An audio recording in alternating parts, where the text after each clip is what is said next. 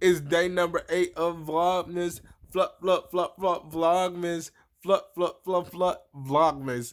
Look, um, so on today's edition of Vlogmas, because I told y'all I was going to keep going, I'm going to talk about, how I'm going to talk about how I'm how I'm feeling. I feel great because I have a manual wheelchair. But I'm also feeling depressed because it's Christmas time and I don't have, like my heavy hitters, like my great grandmother. No, sorry, my great grandmother. That is not here to raise me, and I'm going through depression because of it. And it's okay. Like, shout out to DC Kool Aid and Lisa, and she was saying that it's okay to feel, it's okay to let your feelings out, but I don't be wanting to feel because it's been 5 years for my grandmother since my grandmother been gone. It's been 12 years for my mother, and this. Well, my dad, he's just not in my life, and I'm always emotional around this time, and my heart is always heavy around this time. Partly because I try to take myself out of out of the whole thing of feeling sad. I try to think of happy moments, and I do. But it's so hard for me around November and December. It's real hard for me. It's gonna be real hard for me next month because my grandma's birthday is January the 23rd, 1923. No, I'm sorry. Her birthday is January the 22nd. And I try not to think about it as much, but it bothers me, and I know what y'all gonna say. Think about the happy times, and I do, I do, but it really just bothers me that I don't have nobody here, and then I be crying and all that. Y'all, I know I'm emotional, but it's like this is the hardest time for me. Christmas, I'm gonna tell you. I'm gonna tell you. Christmas and New Year's is the hardest time for me. And it's just like, and I'm gonna tell you why New Year's was hard. Why New Year's is hard. New Year's is hard for me because me and my grandmother used to watch the ball drop. That's a tradition.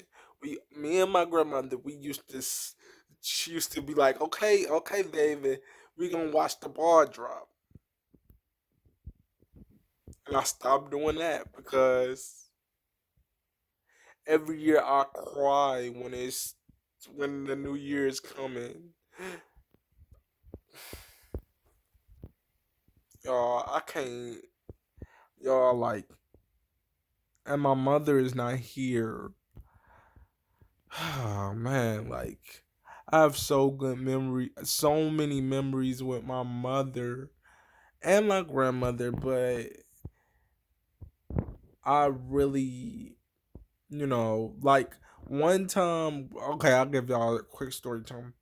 One time, me and my mother, we went trick or treating, and as y'all know, I'm disabled, so I couldn't get out the car. We went to every gas station in the city of Detroit, Michigan. We went to Little Caesars Pizza. They gave us crazy bread for free. We went everywhere. I had a big fucking bag of candy. And I was so happy when I was a kid. I was just filled with so much joy and so much life. And so, that's what I remember. And me and my mother, we went downtown. Do y'all want to know something? I actually saw Anita Baker with Detroit's when they used to have like the little music stuff downtown. Me and my mother actually got me and her tickets to see Anita Baker. We went downtown, we ate, we had a good time, we did a bunch of stuff, and that's one thing I remember. Um, Other things that I remember, I am so happy. I'm just doing this because I'm getting kind of sad and I'm getting a little teary eyed. Other thing I remember is the advice my mother gave me. Like my mother, she used to tell me all the time, "Ain't nobody gonna feel sorry for you because you're in a wheelchair. Nobody is gonna give you a helping hand because you're in a wheelchair." And when my mama used to say that, I used to um I used to really not think about it that much because when you little you don't think about that type of stuff. But now that I'm 24, I get exactly what she was saying about people are not going to feel sorry for you. And you're gonna have to get it on your motherfucking own. I got it. She didn't say it in those, but she basically told me whatever you want in life, you're gonna have to get it on your own. Ain't nobody gonna give you a handout. Ain't nobody gonna be there to save you. And she's absolutely right. And I realized that now that I'm 24. Um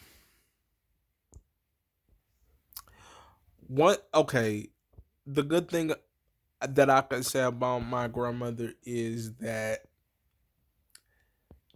she was the sweetest and nicest person you want to meet. She was the sweetest and nicest person you want to meet. Like, she was. She'd do anything for me, for anybody, you know?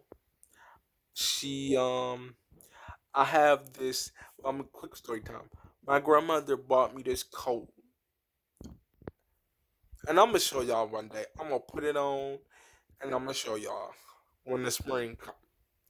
I she bought me this coat and it's black, and I just can't bring myself to throw it away because that's something that was sentimental.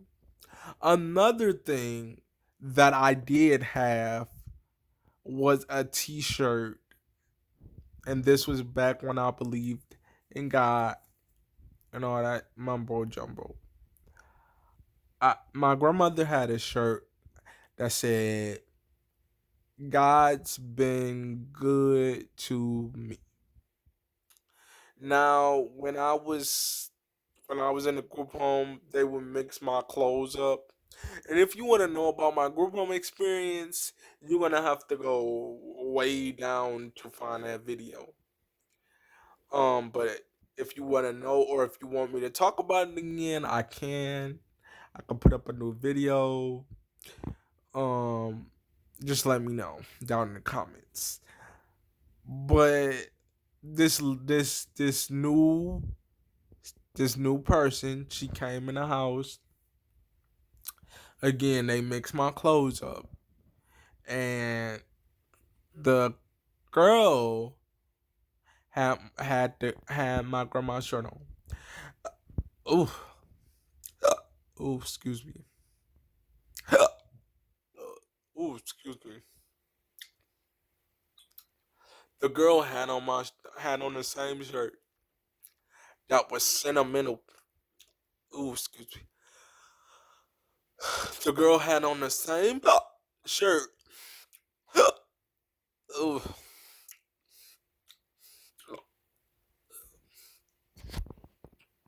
hold on, y'all, 1 second. Like, I'm back, y'all. Sorry about that. Rudely interrupted. I had the hiccups real bad. But what was I saying?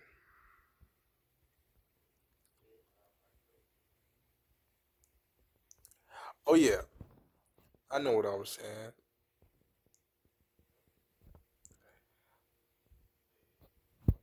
I think I was talking about my grandmother. Yeah, my grandmother. She was the nicest person you want to meet that has left this earth. And me personally, I'm really,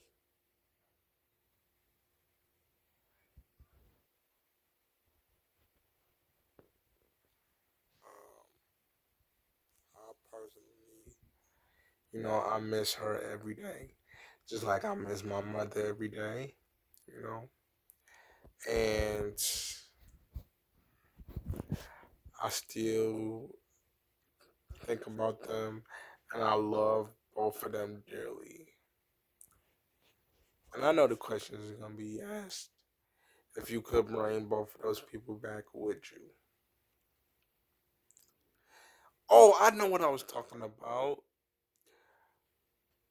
My mother gave my mother's advice. Y'all, I'm sorry. So if I repeat some stuff, just kick me in the teeth. Um, I the advice my mother gave me as far as real life. See, and I'm gonna tell y'all. I'm gonna tell y'all something. The stuff my mama was telling me, I agree with it. Hold on.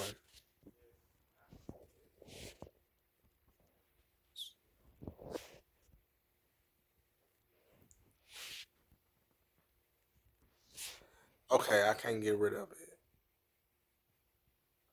The stuff my mom was telling me, she prepared me for real life. My mother gave it to me real deal Holyfield when it came down to, look, people ain't gonna feel sorry for you. People ain't gonna, she didn't say people ain't gonna care about your problems, but she said, you know, people not gonna feel sorry for you just because you in this chair. And she was right. But the one thing I will say about my grandmother, and this may come off as a little negative, she didn't prepare me for real life. She did not prepare me for real life. And I'm gonna get off of here. And I'm gonna tell you why. When it came down to me knowing my banking information, she didn't want me to know. When it, stuff like that, stuff that I should have learned. And like I told my grandmother, I told her like this. I said it in front of the social worker face. I said, it's going to become a time where you're not here.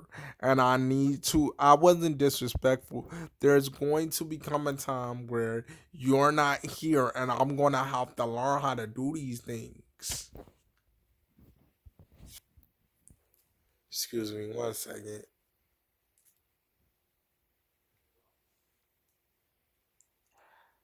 there's going to become a time where I'm gonna have to learn how to do these significant things, like go to the bank, check my bank account.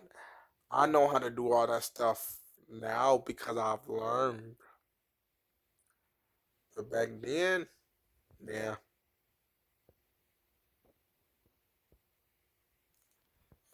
Uh, but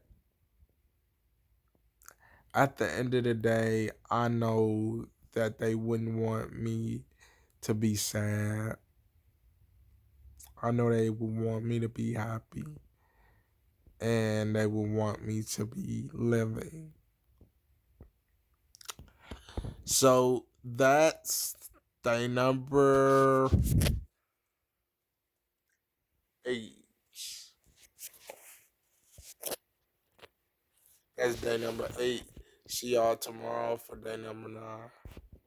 Deuces.